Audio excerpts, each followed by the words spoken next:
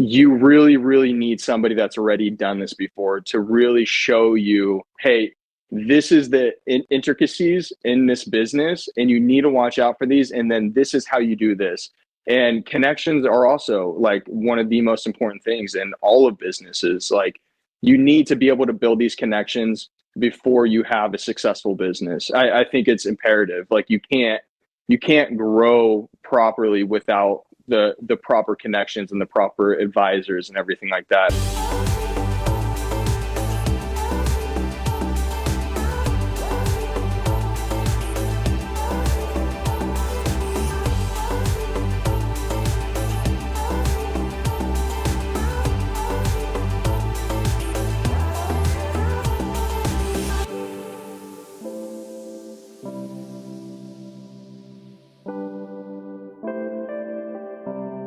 Hey, what's up, everybody? Welcome to a brand new episode of the None of Your Business podcast. Testing out our producer James's technical muscle today. As you can see, if you're watching us on video, Lacey and I are in two different spots, but super important that the show goes on. And I'm super excited about today's episode. I specifically reached out to James and I was like, hey, we've got to get Austin from Kram on the podcast. You know, I found out about Kram through Michael Chandler, jumped on a call with Austin and his mother, or it was probably partner, mother and partner, Ruth. And they told me this fascinating story about Kram and what they were doing with this product. And so right away, I told Lacey about it, wanted to get on board, tried the product, blew my mind. We've tested the product with tons and tons of our friends, our colleagues. Everybody loves it. You are going to love it too. And you're going to fall in love with it even more when you hear the story behind Kram. Super excited. Let's bring in Austin Fortier. How's it going? What is your exact role over there at Kram? Founder, partner? Basically everything that Ruth doesn't do. So, which is what? Tell us what that is. Yeah. So I'm considered the COO. She's the CEO. I run all of distribution, sales, marketing. She handles finances, and the whole other side of the business, the whole infrastructure, everything like that. She's really good at that. She worked for in corporate for many years before we started this. And so she knows the whole corporate world. She was a manager. She knows how to manage people really well. I'm the other side of the spectrum. I like to work by myself. I like to get things done and complete tasks and stuff like that. So I did a lot better on the distribution, sales, marketing side. But yeah. You got a lot of Kram behind you, the boxes. Oh, yeah. I had a couple of those in my freezer. Let's start off with this creation story. Why did you guys get in this whole PB&J business, and what makes Kram different than anything else that's out there in the world? Definitely. I mean, one of the main reasons we got into it was because there's a monopoly on it. I mean, Uncrustables owns, the whole market share for on-the-go PB&Js. And we just noticed that like all of our athlete friends, all of our mountain biker friends, all of our cyclists, runners, all of them were eating peanut butter and jelly sandwiches to fuel their performance. And not only that, like a lot of kids that go to school, I mean, some schools don't allow the peanuts anymore, but we were noticing a lot of our friends were making them for their kids and all of that kind of stuff. And so what we ended up doing was we're like, okay, how can we take an Uncrustable, take one of the most popular foods in America, the PB&J, and make it amazing for you. Make it so that when you're eating this product, when you're eating a PB&J, you don't feel bad about it. It's not like a cheap meal. You could fit it into your regular diet. And so what we ended up doing was, like, Uncrustables uses unbleached, very processed flour. They use, a lot of really bad ingredients. And so what we ended up doing was doing sprouted organic wheat. We make all of our bread in-house. It's all organic. So we use, organic sprouted wheat, organic maple syrup. We use all organic ingredients to make it. And then we took the peanut butter, and Uncrustables uses a lot of sugar, obviously, in their peanut butter. A lot of brands like Skippy and everything like that use sugar. What we wanted to do was create a peanut butter that tasted similar to a Skippy, an Uncrustable, you know, like the very sugar-filled peanut butters, and make it sweet and make it taste good, but without all the calories, without all the sugars, without, you know, spiking your blood glucose levels. And so we added allulose and monk fruit. So it's sweet. And then we also added mineral complex because a lot of people are, you know, missing out on their mineral intake nowadays because of, you know, over farming, not doing regenerative agriculture, many other reasons, you know, eating way too many processed foods that are, you know, stripped of their minerals, stripped of their vitamins. So we added in an algae mineral complex that's super bioavailable. And then we took the jelly and just did all fruit jelly. I mean, there's a way to do all fruit jelly that tastes amazing. And I don't know why most companies don't do it. It's kind of ridiculous. But we ended up doing that. And we ended up creating something that people can feel good eating. And then we have two different versions. We have our, you know, OG version, and then we have our Beast version. And our OG version is like our Uncrustables, you know, Reinvented. And then our Beast is a protein bar mixed with a PB&J. So we add in grass-fed whey protein, and then we also add in colostrum to boost the immune boosting, you know, benefits and everything like that. I got to tell you, I'm a total process like junkie. And so I think about the process that you guys had to go through to actually create something that tastes so phenomenal, yet is so healthy for you. Because one of the things that I notice, like when we're talking about Kram and like amongst our friends and people that, you know, we coach and we're like, we got to tell you about Kram. You got to try this. The natural reaction is, well, if it's healthy, it's probably not going to taste that great. Right. And then people try it and they're like, this is really good. So my question is tell us a little bit about the process and how long that took you guys to find like the right formula. You reinvented this. It had to taste good, but it still had to have all the components of the minerals and being healthy and good for you. Like, what did that look like? And like, what kind of issues did you run into? It looked like a mess in the kitchen for about a year and a half to 2 years. Wow. And my wife now just hated it. My roommates hated it at the time. I'd have like peanuts. In the beginning, I would take like raw peanuts, and then I would. So you're the one that did this. You alone. Yeah. Oh yeah. Oh. Yep.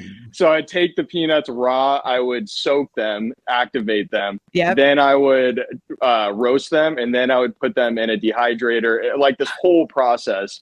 And then there would be like, you know, peanut skins all over the kitchen. It was insane. And yeah, I really am thankful for my wife for just putting up with it. But so I ended up just formulating the product. I've always been into cooking. I trained at a Michelin star restaurant, and I did a bunch of stuff in my past to get me to a point where I know how to cook and I know how to put together ingredients well.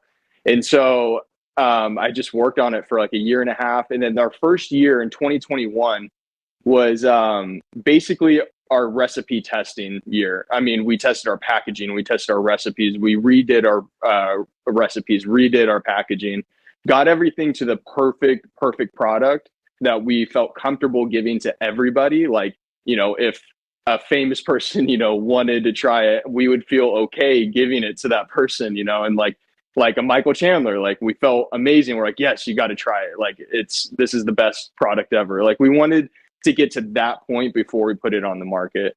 And so, yeah, it took a long time to get it right. And we tweaked many aspects of it. The biggest part was probably the bread. Bread is very, very finicky. So like you have to get the chemistry right. You have to get the water right. You have to get, you know, the yeast right to be able to rise to a certain point, but not over rise and create really airy bread. And so then we did that. Then we got the peanut butter down. Then we had to test the sweetness. And then we literally took like a jar of Skippy and then our jar, and then we would add a little bit of allulose monk fruit, and then it would be like a little bit less sweet. And then we'd keep going back and forth and try to figure out, okay, I think it's like a good sweetness. And so, yeah. Yeah, I have to tell you too, I'm surprised that there's monk fruit in there because I'm a self-proclaimed like health nut and I usually can taste that in almost anything that they put it in. So I'm impressed at your ability to like hide the bold flavor of monk fruit inside of that. Here's the next question. I have to ask this because I know that people are thinking this.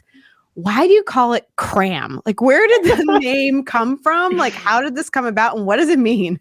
Yeah. So there's a couple different aspects of the story, but first we started off like because we wanted to create like the peanut butter and jelly that was packed full of nutrition or crammed full of nutrition, and so we were like thinking of like those names and like we're like packed. That's kind of cool, and then we're like looking up to see if any other like brands had packed, and we saw that like I think Kellogg's had like a packed like little protein bite thing, and we're like, oh, okay, that's not going to work. And so we just kept going through different things like that, and then we came across Cram, but like the C kind of didn't look like as impactful, and so we changed it to a K, and then we we actually launched with Cram, and then we looked back, and people were like, oh, that means hug in Swedish, and we're like, what? I guess that's kind of cool, but. Then like a bunch of like Swedish people were like messaging us like, oh, we love that name, blah blah blah, like it means hug. Like I like that I'm eating like a little peanut butter and jelly sandwich and feeling the hug, or I don't know, it's really weird. But yeah, and we just ended up settling on that, and then in 2021 we launched everything, and we got everybody's feedback, and they're like, a lot of people loved the name, and so we're like, okay, we feel comfortable with that, and our peanut butter and jelly is crammed full of nutrition. Mm-hmm. Let's go back a little bit to the creation story. How long ago was it that you just had this idea and started messing around in the kitchen to try and come up with this? Yeah. So in, I would say probably late 2019, because right when the pandemic hit is when we really started like kicking things off and started getting the recipe down. Creating all of the packaging, logos, everything like that. And so in late 2019 is probably when I was like working extremely hard on the actual product and the taste and everything like that, and doing the research to figure out, okay, can we do a sprouted organic bread? Can we make that happen logistically with, getting the ingredients, being able to get bulk ingredients at a good enough price. And so late 2019, that started happening.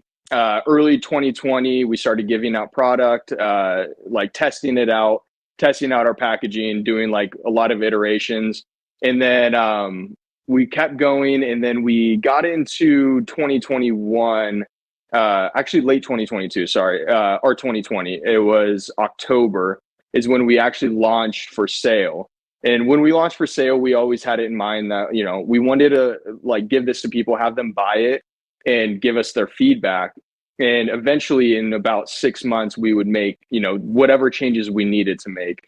And so during that time, it was mostly just building up infrastructure, getting customer feedback, customer reviews, building up a fan base, getting what they wanted, like the changes that they wanted, and starting to implement that. And then around probably June, little less than June in 2021, we were set on our ingredients. We were set on our recipe.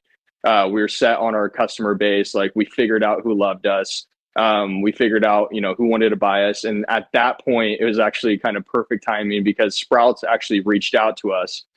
And that never happens in this industry. Retailers don't really reach out. We have to do the sales. But they reached out. They were super sweet, very, very nice people. And they said, we want you guys nationwide. And we were like, yeah, we can't do that because we were making it all by hand. We're making it all in like a tiny little kitchen that we were renting out a couple days a week.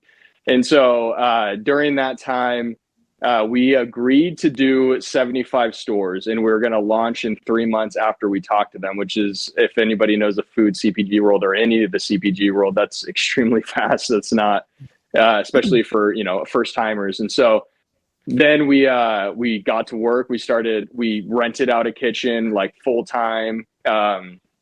We got all our ingredients. We got, enough packaging. We hired a couple employees, and then we just started getting to work. And then we started fulfilling the 75 stores. and we're doing well for a brand new company that I think in 2021 we spent like $17,000 in marketing, which, if anybody knows marketing, that's like nothing. It's like pocket change. And so and we grew pretty fast. And then, and then once we hit 2022, this year has been our takeoff. I mean, we've really skyrocketed in the past 4 months. We've 10x'd our business. In the past 4 months, we've done, 90% of our revenue for the whole year. It's been absolutely insane bringing on Michael Chandler, bringing on Shawn. He's been amazing for us as well. It's been amazing. It's been an awesome ride. And especially the past 4 months has just been a big teaching lesson for me and my mom, Ruth, and how to run a business and how to run it. Once you start getting bigger and you start growing extremely fast, you start seeing all of the pitfalls. You start seeing, okay, if I let this slip for too long, I'm going to be in trouble. And we really started tightening up everything, being very, very vigilant about all of our, operations, about all of our sourcing and everything like that. It's just, it's a crazy ride. And we have some good news that I want to break with you, Shawn. So let me know when I can. Okay, I got one question before you break. Go ahead. Will you have a question, Shawn? No, you go. Well, I just want to know, going back a little bit, because especially, for anybody out there listening that may have an idea or something that they want to start and begin, you said you spent 1.5 years in the kitchen just trying to create the peanut butter and the formulations and get everything right. I'm sure that there was times in there where there was high levels of frustration. Maybe you were like, what am I doing? Why am I doing this? Like, can you remember any time that you really wanted to quit and how you overcame that feeling? Share? Yeah, definitely. There was a lot, but yes, for me, I'm very persistent. So I never have that feeling of quitting, but I do have that feeling of like, things are extremely hard and how are we going to overcome this?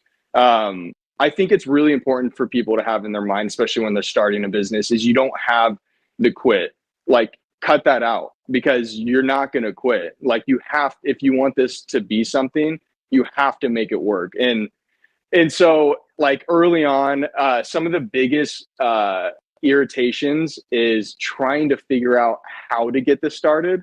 Like, how do I get into a store? How do I start marketing? Where do I market? Like, how do I get packaging? Where do I get my ingredients? How do I hit my margins?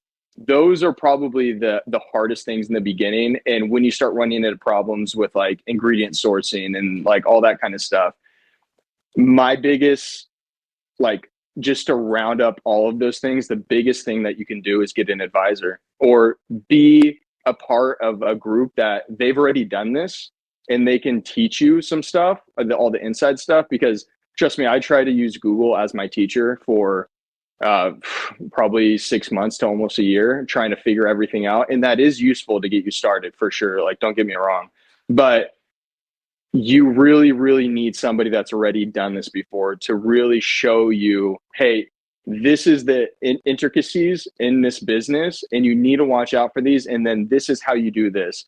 And connections are also like one of the most important things in all of businesses. Like, you need to be able to build these connections before you have a successful business. I think it's imperative. Like, you can't grow properly without the proper connections and the proper advisors and everything like that. But the biggest thing I think we ran into for like a CPG business that's trying to manufacture their own product is trying to keep the the team alive, the team going. Like, weather problems, like a tree fell on our facility last year and we had to scramble to try to get it fixed and get all the holes in the roof fixed and try not to have it upset or try not to have it ruin production and ruin our retail accounts. This is the thing that I think a lot of business people or people going into business don't realize is bad things are going to happen. It's just going to happen. And that doesn't mean you quit. That doesn't mean you get down on yourself. It just means you figure out the way to solve this problem. It's all problem solving. Love it. Well, I got to tell you, that was one of the things that attracted me most. I remember I was in an airport lounge when I spoke to you and Ruth for the very first time, and that was the thing that attracted me most, was that you were very humble in this idea that, look, we have a great thing, but what we need is mentorship, guidance. We of course need capital. You were undergoing a public raise in a sense through WeFunder at that time. And I thought, man, that's the formula for success, because a lot of people that have a startup, like you said, they think that they have a Google education, so they use fancy acronyms. They talk about CPG, but they don't really understand it, and they're not willing to go out there and find the guidance and find the help. And I remember you were like, yeah, we need help. And I was like, that was fantastic. In fact, Austin, I was talking yesterday to Debbie Tierney. Another integral part, I think, like in looking at processes that not every person really would understand. It's really about bringing the capital on board, but bringing capital that's backed by people who care, and that will also be able to provide guidance, mentorship, coaching, information, connection, relationship, etc. Also, before I go to the next question, I just want everyone that's listening, watching to know, like, we are true believers. I have my Cram here. If you're listening on the podcast, you can't see, I can crinkle it in a microphone. I literally eat one of these every single day. It's sort of my midday snack. Well, but I eat it midday, but it's really what I do to break my fast. I typically will fast during the day, eat one meal, but right before I have that meal, I kind of get things going with my Cram. Now, this one is my favorite. I know that all the athletes, I'm not an athlete. I'm not Michael Chandler. The athletes love the athlete version. I'm more like a little kid. And I got to tell you, if you give this one, the normal one, to a little kid, they are absolutely going to love it. But speaking of Michael Chandler, how do you, for people that are trying to start a business, having Michael Chandler on board was super integral for you, because he just all of a sudden starts posting this all over his social media. He has tons of followers. Then he reached out to me and he was like, hey, take a look at this. I would love for you to come on board on this. And I was like, well, what is it? And you keep posting it, but what is it? And then, of course, then connecting with you and Ruth. And then from there, I just knew this was something I wanted to be a part of. But for that link or series of events to be linked together, how other people that would love to be in your shoes, what guidance would you give? How did you manage to put that all together? Yeah. So one of our main goals, we are very, so I'll go back a little bit, and then I'll get to that. So one of our main goals was, and this is always this should be your main goal with any kind of business, is you figure out your target market. And it can't be too wide. It can't be too small. You got to find like a perfect target market that you can initially hit, because you're not going to have enough marketing dollars to, do a shotgun approach and hit everybody. So you need to figure out like a good niche group that is big enough where you can create a cult following, especially for a CPG product. Create a cult following. Then you can expand when you start getting that revenue from that cult following. Then you expand. But what we wanted to do in the beginning was athletes, because we know that athletes always eat PB&Js. On the go lifestyles is really, really what we wanted to hit. And so we were really big when we first launched in the mountain biking community, in the cycling community, in the running community, and in the Sacramento area. And so we really, really built off of that. We started growing through the athlete community, through the on-the-go lifestyle, healthier lifestyle. And then we were looking at MMA fighters. And I've always been into the UFC. I've fought MMA before. And so we actually, the way that it happened was we honestly have gotten very lucky. I'll be very honest with everybody, because Michael Chandler reached out to or his agent reached out to us, and all he said was, hey, do you know Michael Chandler? And I was like, yeah, I love Michael Chandler. Why? And he was like, Michael Chandler loves your guys' product and he would love to be a part of the team. And I was like, that is amazing. We've been looking at this time for they have a couple different names, but basically your biggest ambassador that's going to be able to help you and push your product and stuff like that. And so we had a lot of conversations with them. It actually the deal and like the conversations went on for about 7 months ish. We really wanted to make sure that we were bringing somebody on that had the same values and had the same work ethic and everything. Like, even though he's an ambassador, I mean, I consider him an owner. I even consider him a founder. He's just amazing in what he's done for us. And I wanted to bring somebody on that was, you know, at his level of, you know, clout and, you know, experience and everything like that to be a part of the team instead of just being like this third party person that just pushes the product. And if you know Michael and if you've seen like how he represents the product, it is his product as well. You know, like we really, really see him as a founder, and he's been working as a founder. Like, he's been putting in work for us, and he's just an amazing guy. I mean, we couldn't have asked for, you know, a better partner in this business than Michael. Since you fought MMA before, how much do you weigh? Yeah. Right now, since I've been putting my head down and getting into the work for the business, I'm like 190 right now. But when I was fighting, I was like 165. I was like, and I'm like 6 foot, so I was like super thin, and it's just a lot of cardio, cardio. Pretty sure Michael walks around at around like 180, probably. So could you take him? No, we will spar one day. Wow, that's like, gutsy. He's like, yeah. We'll see. His ground game, he would destroy me. All I fought was Muay Thai, so it's like stand-up kickboxing. So he would just probably, you know, double leg me and just destroy me. Okay, but I'll have a couple punches on the feet. Shawn, I don't know if you have more questions, but like, I'm kind of like anxious to hear the news. Yeah. So about 3 weeks ago, I flew to Arkansas, and I don't know if I already know Arkansas. That's the home of Walmart. That's the home of Walmart. Yep. And we had an amazing meeting with them, and looks like we'll be going into around 1,000 stores to start off, and be on Walmart.com, and we'll be growing from there. Congratulations! That's amazing. Thank you so much. About that is big news. Major. That's huge news. So, how many stores does Walmart have total? Do you know? If it's just in the U.S., I believe it's around 4,500. Wow. I believe.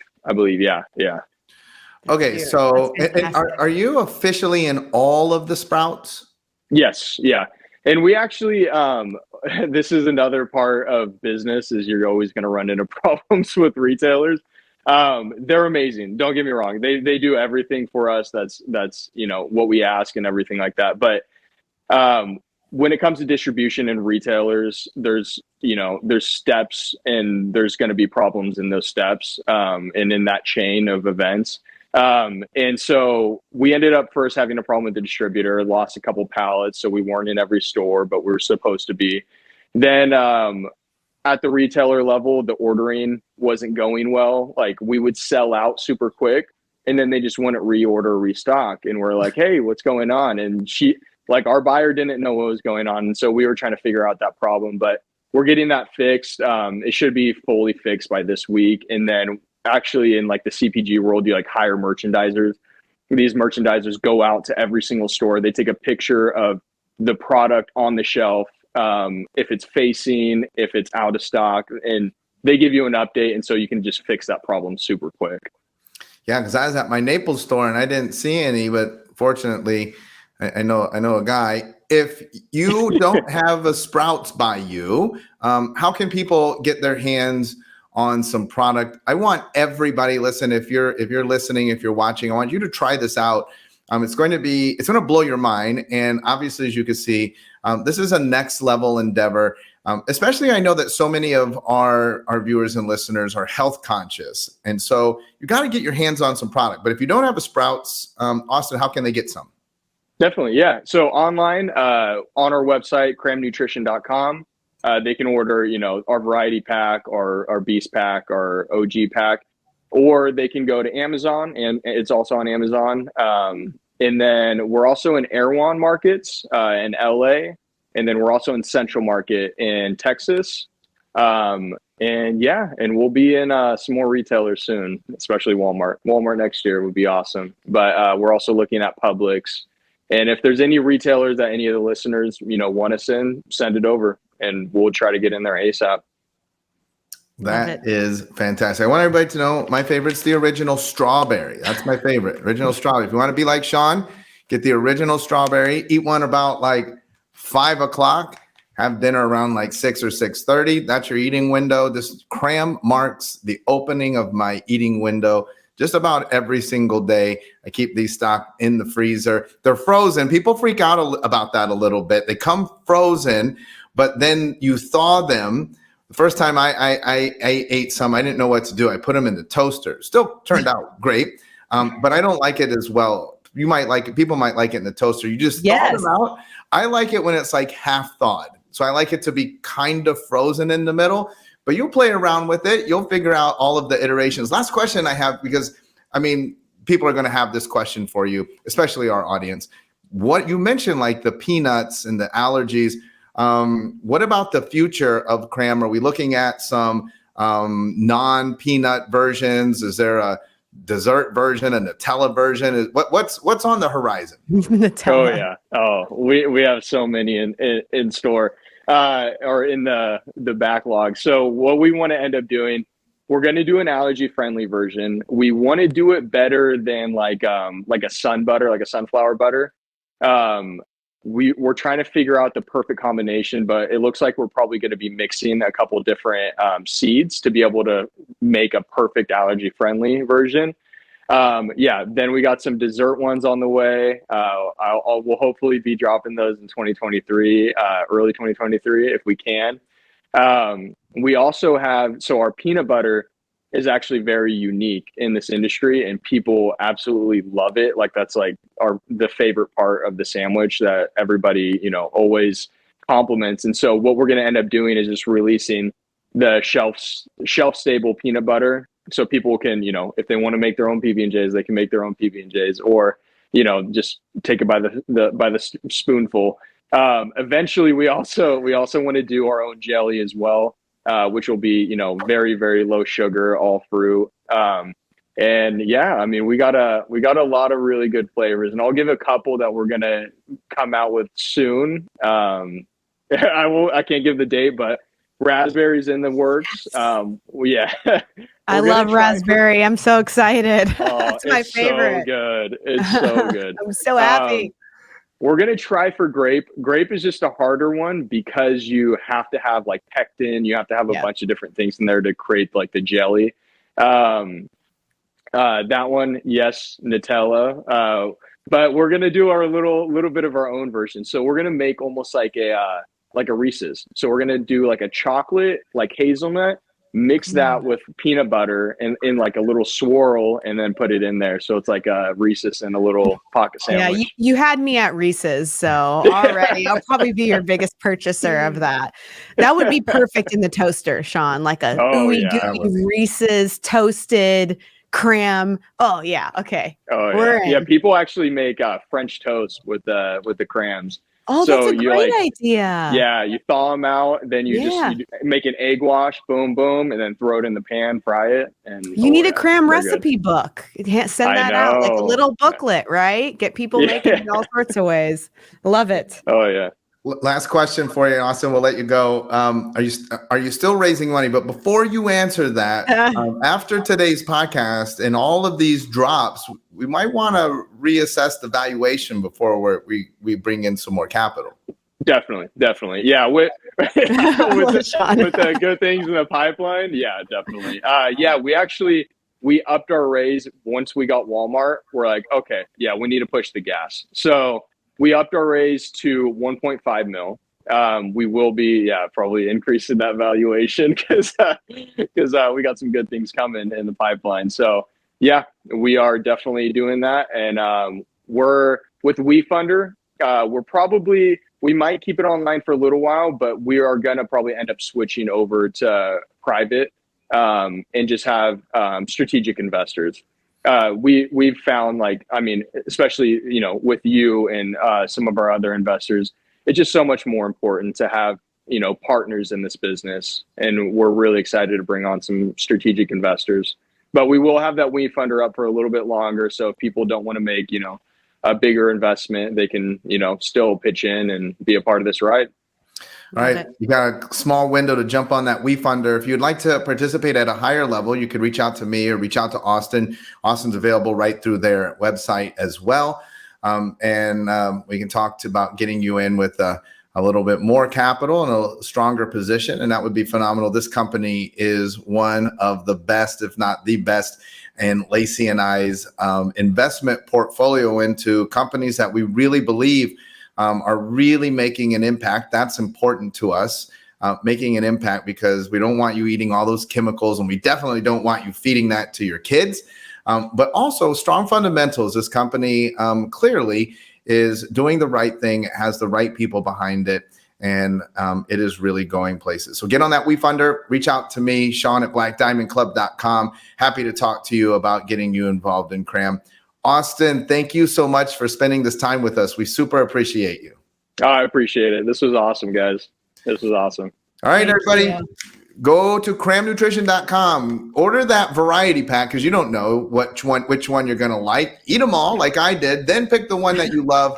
Visit your local Sprouts. If you don't have a Sprouts, you got to either go online or wait. Come into Walmart sometime soon to a Walmart near you. Or Amazon. Or jump on Amazon. That's a great way to get it as well. But stock your freezer with Kram. Your kids are going to love it. But not just your kids. You're going to find it's one of those things that you're eating them and your kids getting mad that you're eating their Kram PB&J. All right, everybody. That's all we have for you this week. We'll be back again next week with a brand new episode of the None of Your Business podcast.